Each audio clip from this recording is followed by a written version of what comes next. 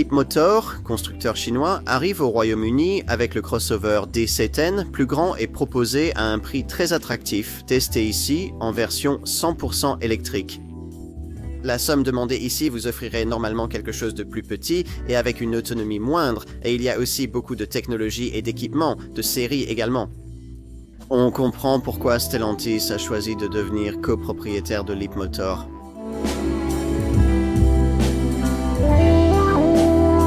La Leapmotor CDX. Ce crossover électrique, concurrent discret, se démarque par son prix attractif dans un segment familier soutenu par une marque reconnue. Nous allons examiner cela de près. Encore un mois, encore un constructeur chinois de voitures électriques. Sauf que celui-ci, Leapmotor, est un peu différent. En partie détenu par le groupe Stellantis, ce conglomérat qui possède tant de marques en Europe. Stellantis sait que des droits de douane seuls ne suffiront pas à stopper l'arrivée des constructeurs automobiles chinois en Occident. Ils ont donc jugé intelligent d'investir dans l'un d'eux. Un joli 11,5 milliards d'euros. Une participation leur offrant 20% de l'entreprise et donnant au groupe accès à des technologies de véhicules électriques utiles, comme nous allons le voir. Leapmotor International a ainsi lancé en Europe deux modèles électriques, la Citadine T03 et la C10, un crossover électrique de taille moyenne pour le segment D comme la Tesla Model E-Ray.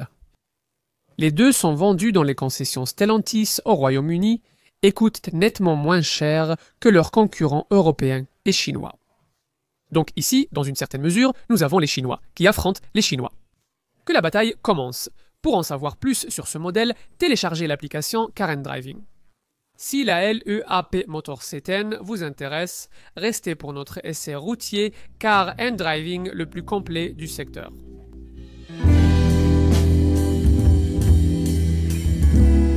Concernant le développement des groupes motopropulseurs électriques, les marques chinoises ont clairement pris de l'avance sur les occidentales grâce à la technologie cellule à châssis. Avec cette technologie, au lieu qu'une grosse batterie soit simplement posée sur le châssis, le pack de batterie est intégré au châssis de la voiture, ce qui est une situation gagnant-gagnant car cela améliore la rigidité, augmente l'espace intérieur et optimise la dynamique de conduite. Comme son rival oriental BYD. Leapmotor affirme avoir été le pionnier de ce développement. Peu importe qui l'a réellement fait, les marques occidentales sont désespérées d'obtenir cette technologie. Vous la verrez sur les futures Tesla, et c'est probablement la principale raison pour laquelle Stellantis a payé autant pour sa participation dans l'entreprise Leapmotor. Tout cela explique pourquoi ce CDX ne partage absolument aucune de ces technologies avec quoi que ce soit que le groupe Stellantis ait déjà commercialisé auparavant. Certainement pas la batterie de 69,9 kWh de cette voiture, la seule proposée que Leapmotor fabrique presque entièrement elle-même et dont elle semble très fière, malgré le fait que son autonomie potentielle de 263 miles soit assez banale pour la catégorie. Du moins, c'est ce qu'elle propose sur ce modèle électrique. Lors du tournage, Leapmotor préparait une variante alternative du CDX. Vous préféreriez peut-être davantage une version à prolongateur d'autonomie ou prolongateur d'autonomie véhicule électrique qui associe une batterie à un moteur électrique de 218 chevaux et peut plus que doubler l'autonomie de la version électrique, dépassant ainsi les 590 miles. C'est cependant la version purement électrique qui nous intéresse ici. Une seule version est proposée, avec un moteur synchrone à aimant permanent monté à l'arrière, développant 215 chevaux. L'accélération linéaire donne l'impression que la voiture n'est pas aussi rapide que les chiffres l'indiquent. Le 0 à 100 km/h est atteint en 7,5 secondes, pour atteindre la vitesse maximale habituelle et très modeste des véhicules électriques, qui est ici de 106 miles à l'heure. La version à prolongateur d'autonomie est plus lente d'une seconde, mais conserve les 320 Nm de couple, assurant de bonnes reprises à mi-régime. Ou du moins, c'est le cas dans le mode de conduite le plus dynamique proposé, le mode sport, mais en gardant à l'esprit l'autonomie relativement limitée de cette version électrique. Vous n'aurez pas envie d'utiliser ce mode trop souvent. Dans les modes confort et surtout éco, la CDX paraît nettement moins vive. Dans le menu des modes, vous pouvez aussi choisir le mode personnalisé pour configurer la chaîne de traction, la direction et la régénération du freinage en un clic. En parlant de la régénération du freinage, il y a 4 niveaux proposés. faible, standard, élevé ou mode une pédale. Ce dernier, assez agaçant, nécessite que vous soyez à l'arrêt avant de pouvoir l'activer. Espérons que ce sera corrigé à la mise à jour intermédiaire. Ce que vous n'avez pas besoin d'activer, c'est la fonction de roue libre utile qui désengage automatiquement le moteur de traction sur les portions plates ou en descente où il n'est pas nécessaire. Nous sommes raisonnablement certains que, dans les mains d'un constructeur expérimenté, la plateforme rigide et le centre de gravité bas, rendus possibles par la technologie cellule à châssis utilisée ici, pourraient nous permettre de créer une voiture électrique de cette taille avec un excellent comportement routier. Mais Leapmotor n'est pas un constructeur expérimenté. Et pour être franc, cela se ressent dans la dynamique de conduite de ce CEDIX. Et ce, malgré le fait que Stellantis ait apparemment prêté à la marque quelques ingénieurs Maserati pour aider à adapter cette voiture à l'Europe. Contrairement aux promesses de la technologie cellule à châssis, il y a beaucoup de roulis dans les virages, principalement à cause d'une suspension très orientée confort. Ce serait acceptable si cette souplesse permettait au CEDIX d'être aussi flottant sur les bosses urbaines qu'il l'est à grande vitesse dans les virages rapides, mais ce n'est pas le cas. Et vous ressentirez les nids de poule et les dos d'âne plus que vous ne le souhaiteriez. Comme la plupart des voitures chinoises, la direction est presque totalement dépourvue de retour d'information, quel que soit le mode choisi parmi les trois proposés, confort, standard ou sport. Elle est vraiment très légère, sauf en mode sport, donc vous ne vous sentirez jamais vraiment en confiance pour balancer la voiture si jamais vous deviez le faire, mais c'est peut-être aussi bien ainsi. Dans les virages serrés, vous allez probablement ressentir le poids conséquent de cette voiture. 1980 kg, c'est un problème commun, bien sûr, à tous les concurrents de cette catégorie, mais certains parviennent à dissimuler la sensation de lourdeur mieux que celui-ci. On pourrait s'en accommoder. Ce qui est bien plus difficile à supporter, c'est la technologie de sécurité, système avancé d'aide à la conduite intrusive, qu'il est tellement que, à moins de désactiver l'assistance au maintien de voie, l'alerte de survitesse, la surveillance du conducteur avant chaque trajet n'est pas simple. La voiture est quasi impossible à conduire. Il paraît que Leapmotor travaille sur des solutions à ce sujet. Celui qui a validé la vente de cette voiture dans cet état devrait chercher un autre emploi. Quoi d'autre? Eh bien, vous n'aimerez peut-être pas les freins un peu trop sensibles, mais vous devriez au moins apprécier le silence raisonnable pendant le trajet grâce à une isolation phonique abondante et un pare-brise acoustique. En croisière, le raffinement est un peu altéré par le vent et le sifflement du moteur. Mais cela reste l'une des voitures les plus raffinées de sa catégorie. Sur l'autoroute et en ville, le rayon de braquage est serré et la visibilité est excellente tout autour. Donc vous trouverez que c'est un excellent véhicule pour les trajets quotidiens.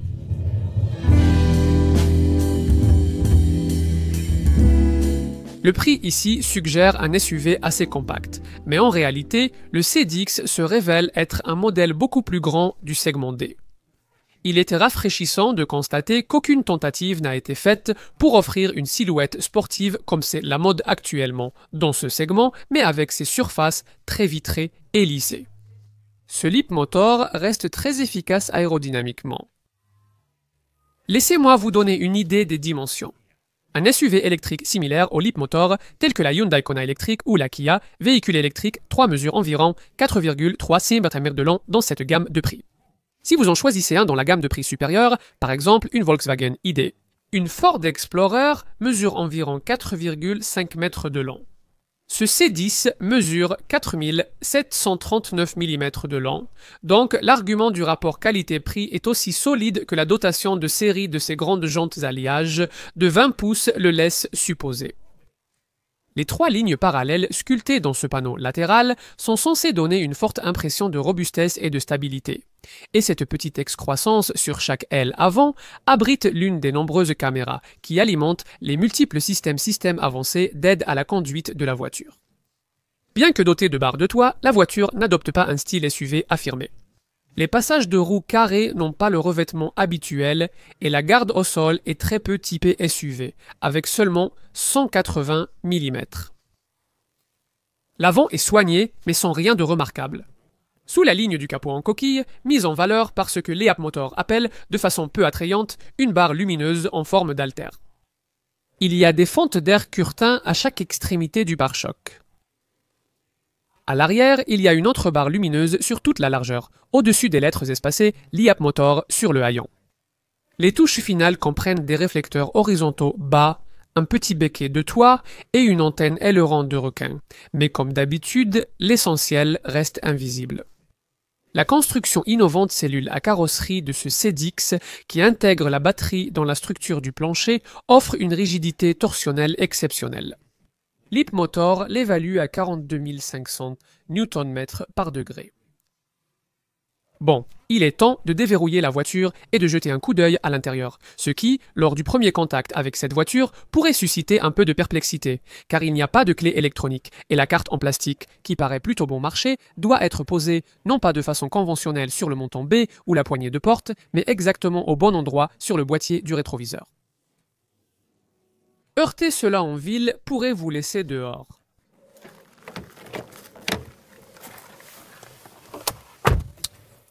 Une fois à l'intérieur, si vous trouvez que cela ressemble beaucoup à Tesla, alors LIAP Motor sera ravi, car c'était clairement l'intention du designer, ce qui signifie une ambiance très minimaliste avec une bouche d'aération électrique dissimulée sur toute la largeur et une absence générale de commande physique, ce que n'importe quelle étude de clientèle occidentale aurait dit aux designers chinois que les acheteurs européens en ont de plus en plus assez.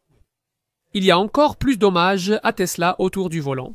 Le levier de sélection de vitesse, que cette marque américaine a désormais abandonné pour ses produits, a trouvé sa place ici. Et les boutons rotatifs sur les branches sont également presque identiques à ceux que l'on trouve sur une voiture de Musk. Cet écran tactile central de 14 pouces rappellera celui des Model 3 et Zeekr, bien qu'il soit un peu plus petit que celui de Tesla, mais tout aussi rempli de menus et de sous-menus avec lesquels il faudra rapidement se familiariser, car il contrôle toutes sortes de fonctions essentielles. Non seulement le système de climatisation, les modes de conduite et les fonctions de régénération du freinage, mais aussi des éléments comme le réglage des rétroviseurs latéraux et le chauffage et le refroidissement des sièges. Au moins, vous n'avez pas à l'utiliser pour la boîte à gants. Cet écran utilise une puce Qualcomm Snapdragon. Sa partie inférieure affiche en continu la climatisation, avec des raccourcis au-dessus pour les fonctions véhicule électrique, l'audio et la navigation. La majeure partie de l'écran, cependant, est occupée par quelque chose qui ne sert à rien, sauf à vous apaiser si vous trouvez tout ce minimalisme dans l'habitacle un peu stressant. Le fond d'écran choisi par LIAP Motor. Faites défiler vers la gauche ou la droite pour 14 images différentes. Le contrôle vocal naturel est proposé, bien que peu intuitif, et la connexion Wi-Fi 4G est disponible à bord. Cependant, les systèmes Apple CarPlay et Android Auto, très demandés, sont malheureusement absents. La marque n'a pas suivi la tendance de fusion des écrans d'infodivertissement et de commande de conduite. Ainsi, les informations du tableau de bord sont affichées sur un écran séparé de 10,25 pouces. La vitesse, le rapport engagé et la limitation de vitesse en vigueur sont affichés sur la gauche, tandis qu'à droite, vous pouvez faire apparaître une fenêtre avec les informations de navigation, d'audio et de trajet. L'autonomie, le mode de conduite, la température et l'heure s'affichent dans de petites graphiques en bas de l'écran. Quoi d'autre? Eh bien, il y a une sensation de légèreté et d'espace grâce à l'énorme toit panoramique en verre de 2,1 m² de série, et la qualité d'assemblage semble plutôt bonne. La sellerie en simili-cuir ornée de silicone certifié Ocatex n'offre pas la même qualité. On peut penser que les acheteurs chinois ont oublié la sensation du vrai cuir. Il est appréciable que les sièges avant offrent de série chauffage, ventilation et 7 couches de rembourrage de densité variée. Mais il est décevant qu'il n'y ait pas de soutien lombaire à ce prix. Nous avons apprécié le tissu façon suédine rugueux sur les portes et vous pourriez aussi aimer les touches technologiques de l'écran central. NAP offre des thèmes apaisants pour l'écran central avec son et images. Nous ne sommes pas vraiment sûrs de comprendre pourquoi vous voudriez de la bruine. Scénario vous propose un mode de garde qui maintient le système de climatisation en marche. Pour refroidir ou réchauffer la voiture si vous devez la laisser pendant de courtes périodes, ainsi qu'un mode de nettoyage spécial pour les stations de lavage. Il y a aussi un système d'éclairage d'ambiance intelligent à 256 couleurs et un excellent système audio de série à 12 haut-parleurs de 840 watts, doté d'un égaliseur qui permet à l'utilisateur de créer ses propres effets sonores préférés via 4 modes audio pour profiter du son surround, du mode théâtre et du mode dynamique. L'habitacle est pratique avec 10 rangements à l'avant. La console centrale à 2 niveaux offre un grand compartiment supérieur à couvercle et un espace inférieur moins utile avec ports USB A et C. On trouve de grands bacs de porte, une boîte à gants correcte et des portes gobelets centraux sans couvercle. Dommage. La recharge sans fil reste peu utile, tant que vous utilisez la carte de démarrage Near Field Communication, à placer là, sauf si l'application Leap Motor est activée. Ce bouton au plafond pour la rétraction d'une seule touche de toutes les vitres est très pratique et la visibilité tout autour est excellente. Vous pouvez être convaincu ou non par tout cela, mais si ce n'est pas le cas, laissez-moi vous emmener dans une partie de cette voiture qui pourrait bien vous convaincre, la banquette arrière.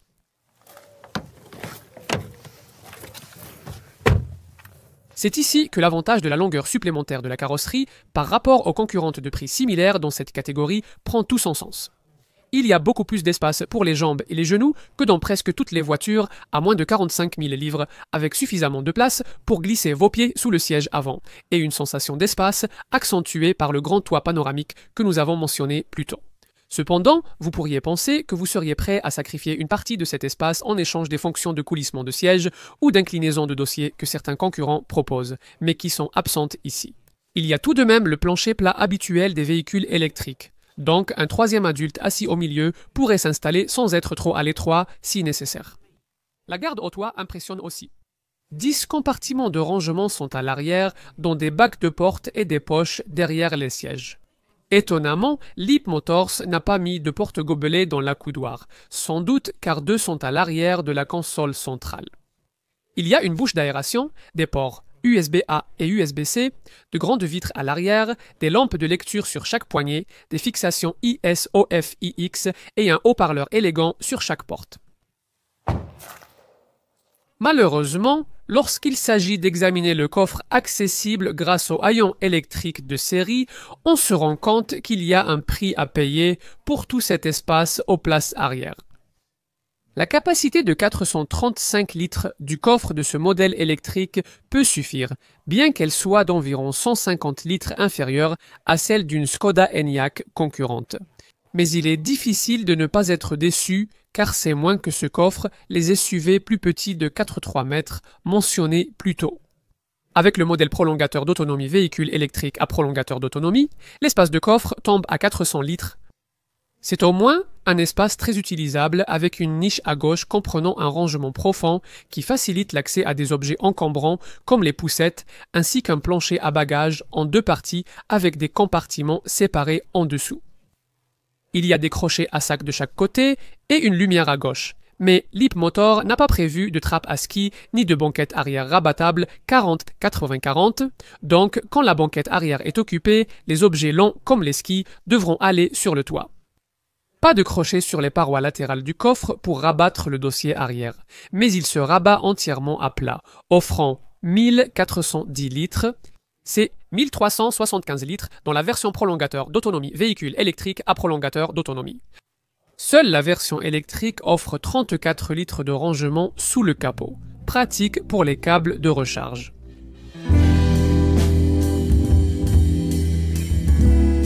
Lors de notre essai à l'été 2025, les prix débutaient à 36 500 livres pour la version électrique du CEDIX testée ici.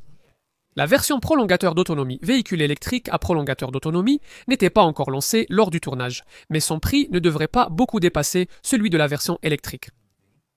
Il n'existe qu'une finition unique, entièrement équipée.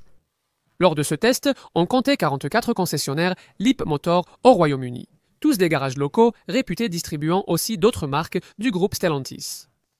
La marque vise environ 80 concessions d'ici fin 2025, vous ne serez donc jamais trop éloigné. D'après Leap Motor, le prix demandé pour ce modèle électrique est vraiment très avantageux. La marque souligne que pour le prix d'un petit crossover électrique, comme une Hyundai Kona électrique ou une Kia véhicule électrique, 3, vous obtenez ici un modèle nettement plus grand. Il est même plus grand que les principaux crossovers électriques haut de gamme, comme la Volkswagen ID. 4 ou la Ford Explorer, qui débute à environ 40 000 livres et coûte près de 45 000 avec un équipement similaire à celui de série sur une CEDIX. Nous ne sommes pas tout à fait sûrs que cet argument tienne vraiment la route. Cependant, pour commencer, même si, en termes de dimension pure, cette voiture d'élite est certainement bien plus grande que les SUV électriques de prix similaires, elle n'utilise pas cet espace de manière particulièrement efficace.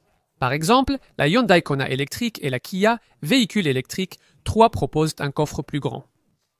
Nous devons aussi préciser que cette C10 n'est pas la seule à offrir plus d'espace pour moins d'argent dans cette catégorie.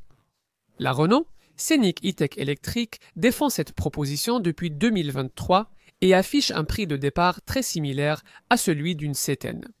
Elle propose aussi un coffre plus grand et une autonomie nettement supérieure. L'inconvénient de cette Renault, c'est qu'il faudrait dépenser entre 5 000 et 7 000 livres de plus pour égaler l'équipement de série de cette Leap Motor. Si vous êtes le genre de personne prêt à envisager un produit Leap Motor, alors il est probable que vous ayez aussi regardé du côté des autres nouveaux constructeurs chinois récemment lancés. Le produit chinois le plus similaire est la Skywell BGE, 11, une voiture dont vous n'avez sans doute jamais entendu parler, vendue à un prix similaire mais bien moins sophistiqué. Quant au constructeur chinois dont vous avez plus de chances d'avoir entendu parler, dans une concession BA gardée pour le même prix, vous n'aurez droit qu'à une version peu équipée de la bien plus petite Atto 3, tandis que MG demande quasiment le même montant pour la version haut de gamme de sa U5, qui est aussi bien plus petite. Le G6 de Xiaopeng est au moins de taille similaire à cette C10, mais il coûte à partir de 40 000 livres dans sa version la plus basique. Si vous regardez des choix plus courants non chinois dans ce segment en plus de cette C10, sachez qu'une Tesla Model Y de taille similaire coûte à partir de 46 000 livres. Assez avec les comparaisons, vous avez sûrement compris l'idée. Cette voiture offre un bon rapport qualité-prix, à condition de rester réaliste sur ce que vous pouvez obtenir. Comme nous l'avons dit, un élément fondamental de cette proposition d'achat réside dans le niveau d'équipement de série très complet. Alors, examinons cela de plus près maintenant.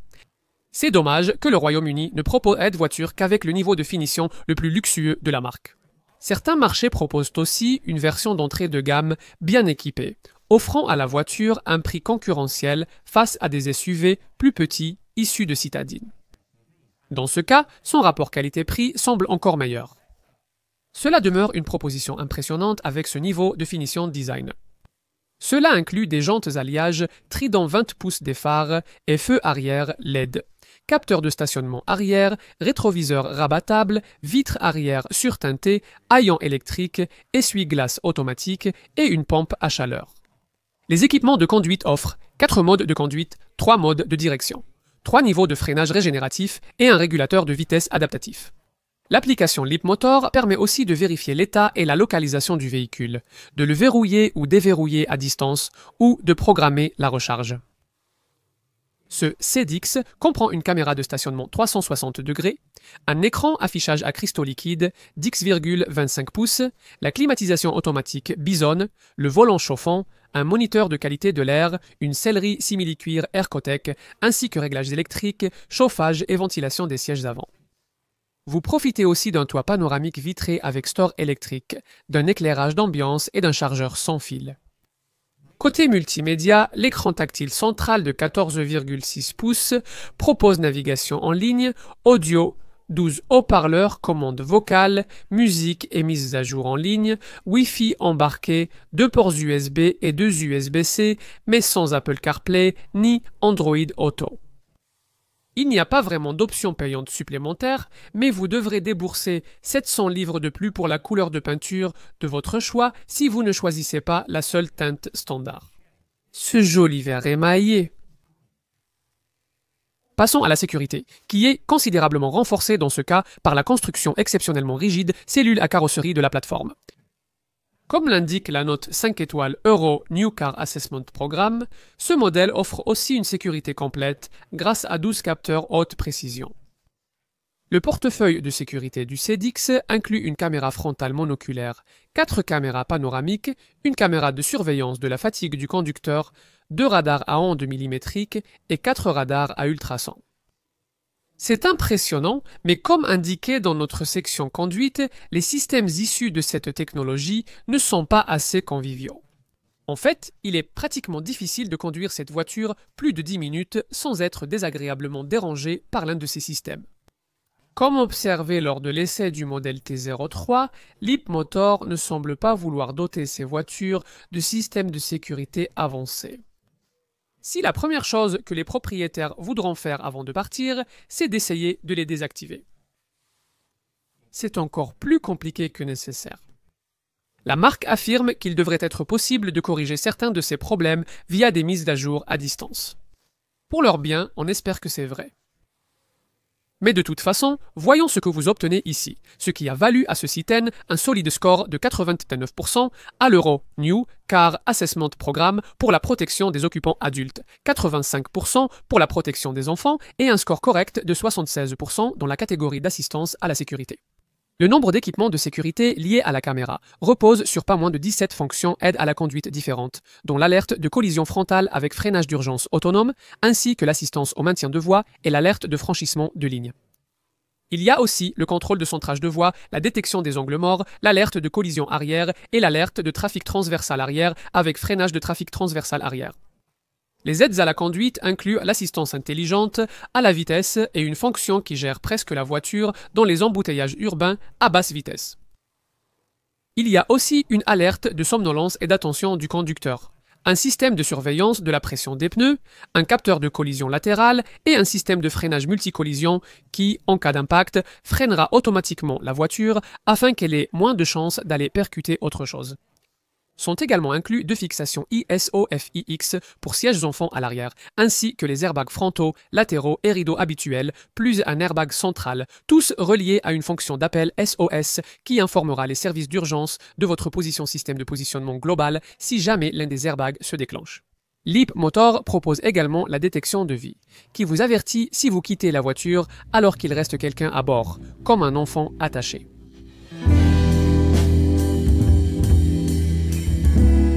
Nous vous avons donné l'autonomie électrique dans notre section conduite 263 miles, à condition de garder la voiture en mode éco le plus économique.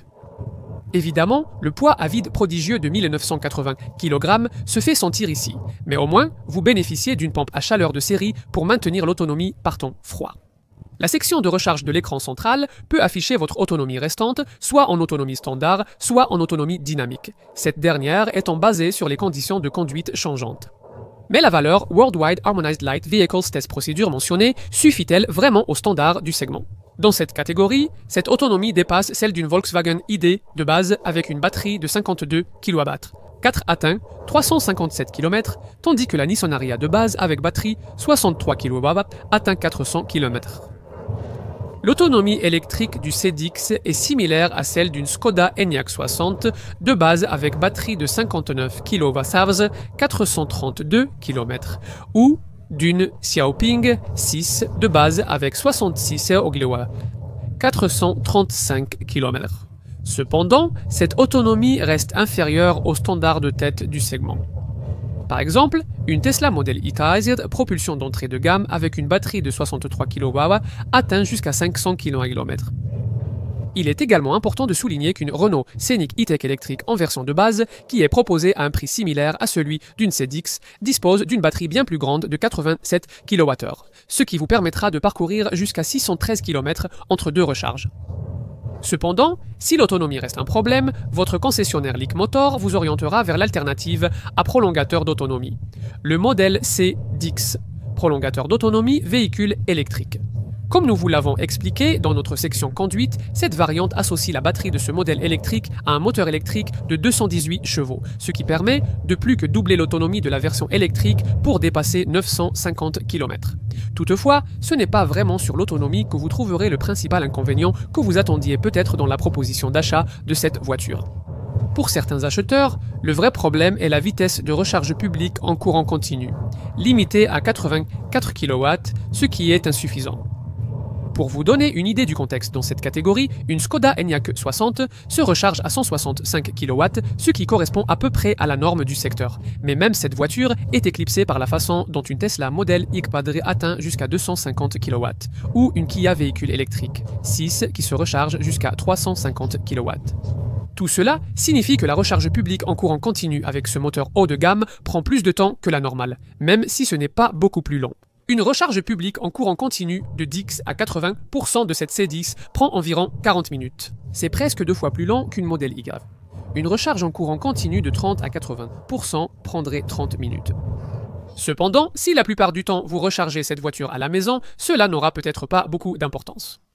La recharge sur une borne murale de 7,4 kW prend 10 heures pour une charge complète ou 6,1 heures pour une recharge de 30 à 80%.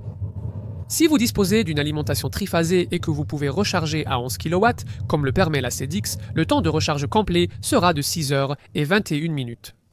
Pour que vous puissiez surveiller tout cela, il y a un raccourci de recharge et d'efficacité sur l'écran central et il y a aussi une section de dernière recharge dans la section de suivi de l'état utile du véhicule, qui vous informe également sur l'entretien et les données du trajet en cours. Bien sûr, vous pouvez également gérer la recharge via l'application Leapmotor. Nous avons mentionné l'entretien, qui devrait être simple grâce au réseau de concessions Stellantis du Royaume-Uni. Les intervalles d'entretien pour la C10 sont tous les 12 mois ou 12 427 miles, soit 20 000 km. Un problème courant avec les nouvelles marques, en particulier les marques chinoises qui entrent sur notre marché, est l'approvisionnement en pièces détachées, ce qui signifie que lorsqu'une pièce casse, il faut attendre longtemps pour la faire réparer. Mais ce n'est pas le cas ici, car Leapmotor fabrique presque tout pour cette voiture elle-même, y compris pratiquement toute la batterie. La marque n'a pas besoin de se procurer des pièces auprès de fournisseurs externes et affirme que le réseau de concessionnaires au Royaume-Uni a déjà un accès immédiat à pratiquement toutes les pièces de la C10 dont vous pourriez avoir besoin. Bon à savoir, quoi d'autre? Les coûts d'assurance pourraient réduire vos économies, car la C10 véhicule électrique est classée dans le groupe d'assurance 41, ce qui est élevé pour un SUV familial électrique. À titre de comparaison, une Skoda Enyaq débute au groupe 27 et une Renault Scénic E-Tech électrique au groupe 28. Au moins, et c'est un peu surprenant, la dépréciation devrait être raisonnable, autour de 50% après 3 ans et 36 000 miles.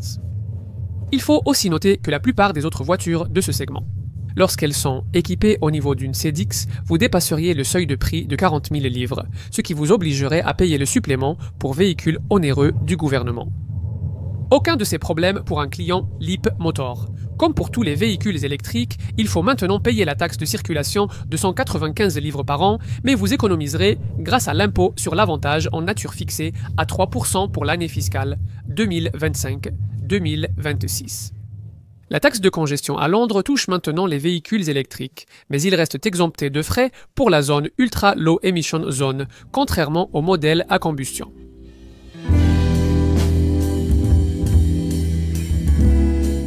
Pour reprendre le slogan de la marque, faut-il essayer une C10? Eh bien, la principale raison pour laquelle vous pourriez le faire, c'est la question du rapport qualité-prix. Voici un crossover électrique du segment D, aussi grand qu'une Tesla Model Cedar, vendu au prix d'un modèle du segment C bien plus petit et doté de bien plus d'équipements de série que dans les voitures de ces segments, sauf à payer bien plus cher. C'est une proposition solide, mais peut-être pas irrésistible. Vous ne serez peut-être pas immédiatement séduit par son apparence oubliable, sa conduite sans saveur et le fait que tant de fonctions intérieures doivent passer par l'écran. Et croyez-nous, les nombreuses fonctions de sécurité système avancées d'aide à la conduite avec caméra de série vont vite vous agacer. Pour le prix demandé, vous pourriez accepter certains compromis et, grâce au soutien de Stellantis, il y a peu de craintes habituellement liées à l'achat d'une marque chinoise inconnue. En résumé, la C10 est exactement le type de voiture que les constructeurs européens redoutaient que les Chinois envahissent notre marché. Le fait que des Européens détiennent partiellement la voiture change-t-il quelque chose? Stellantis le pense clairement. Il sera intéressant de voir si les clients approuvent.